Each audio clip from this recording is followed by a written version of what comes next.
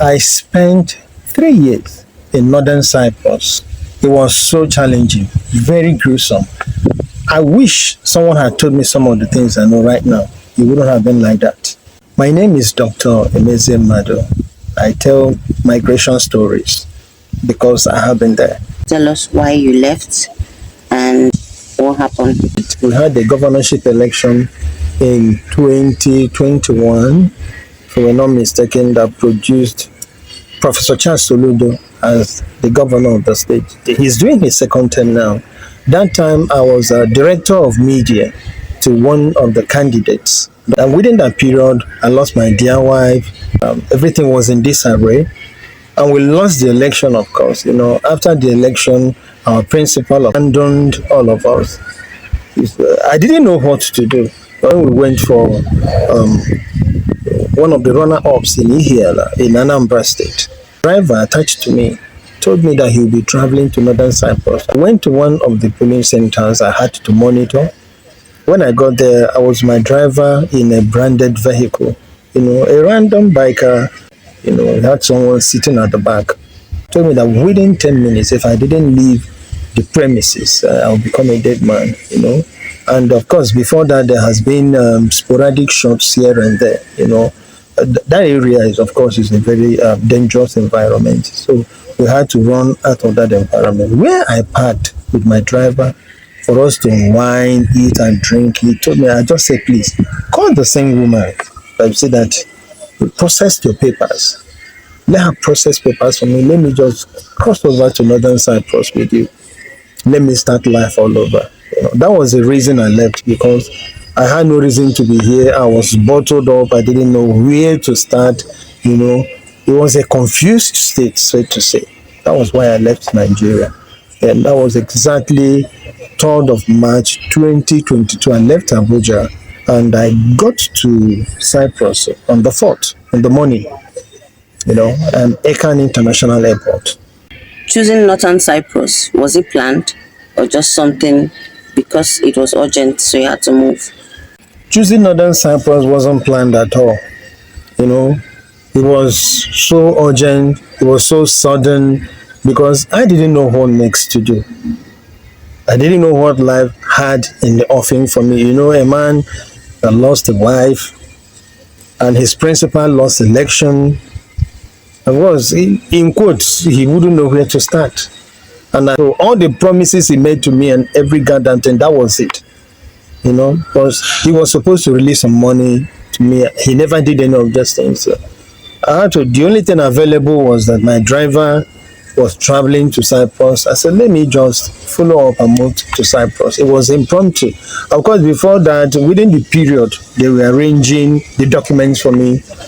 I went online, made some researches. The little articles I read, a few of them I read concerning Northern Cyprus, were not really encouraging. I got discouraged. I called the woman for her to discontinue. She told me, and I've not forgotten that.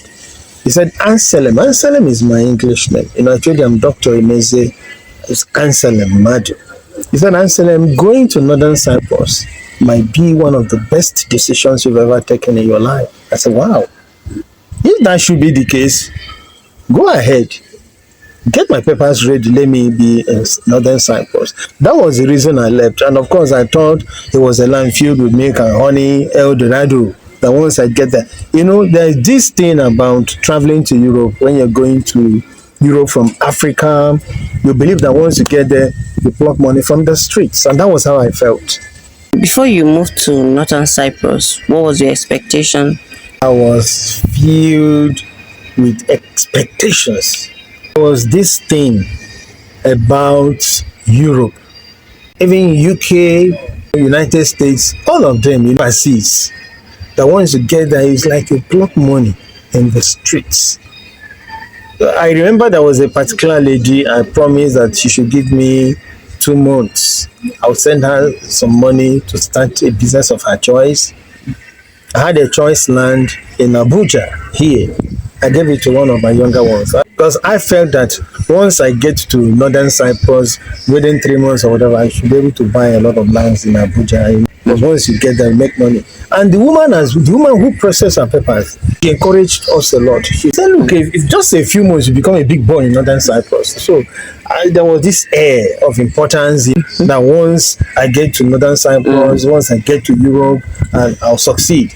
And there's also an impression so many of us have, so many are still having. When you get to Northern Cyprus, or maybe, you get to Spain, any of these countries, you'll be able to transit from there, maybe to Canada, you migrate to United Kingdom, to the United States, things like that.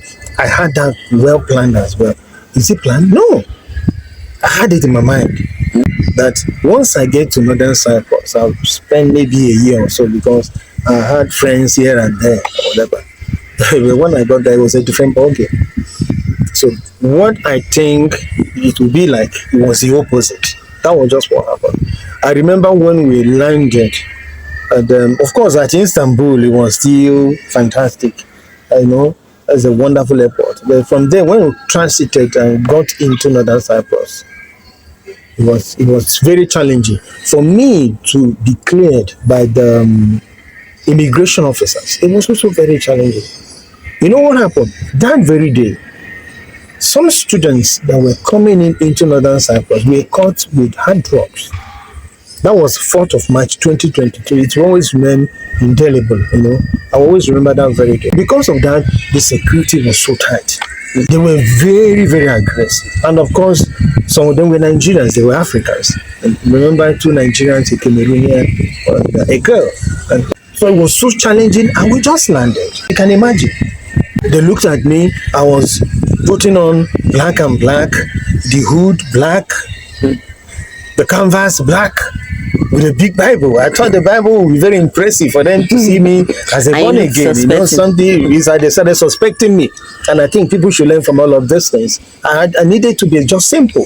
When they cleared all the people I came with as students, normally when you're going to Northern Cyprus, they don't give you visa. They give you what they call okay to board. But it's when you get there and they look at your documents. Once they look at your documents, they will stamp it and you cross over. That's all. When we got there, they checked all of them in. They said I should wait. It was a very difficult one for me. There was a particular spot they told me to go, and the immigration officer that was supposed to clear me, somebody spoke to her and said, look, don't go there. Any person who sat in that chair must be deported. I stood looking at him, giving him signs, looking at him directly in the eyes, and look, I have nothing to hide. I'm here as a student. Once in a while, one of them will come to me and say, look, how much you have in your account? I will tell them, show them my ATM card I use in withdrawing money right here in Nigeria. I think they contacted my school. I was busy praying. At some point, the man looked at me, he called me, I got closer, he stamped, and there was a Nigerian guy who is into, these shuttle buses, the taxi, who came to take us into the city. After you arrived, the expectation, the job, what was it like? Did you get? How did you start? The day we arrived, they moved us to a very beautiful apartment, Patara Estate. I'm just remembering, in Girne there. And I had a room to myself, big boy. We paid for 3 months. But one shocking thing was that they used Turkish lira. In Turkey, Northern Cyprus, they use the same Lego tender. I was surprised that we paid rent in pound sterling and dollars, especially pound sterling. Why their Lego tender, official money is Turkish lira. Do you have any particular reason for doing that? No, there's no particular reason for doing that. But I think it's out of maybe to make more money. When we pay in Northern Cyprus, we rent and some other things are entirely different from what the people pay. That was the first thing I discovered, and I felt somehow. Of course, we went jump hunting. It was so disheartening that within 2 weeks, one of us had to rush back to Nigeria. We decided to be strong. You can imagine spending entire 3 years there, but somebody left within 2 weeks. because he discovered that things were so difficult. We couldn't get a job, you know, the way we were being treated, and of course, language barrier. We couldn't communicate using the general language, which is Turkish. So it was a barrier. It was so challenging. We didn't know what to do.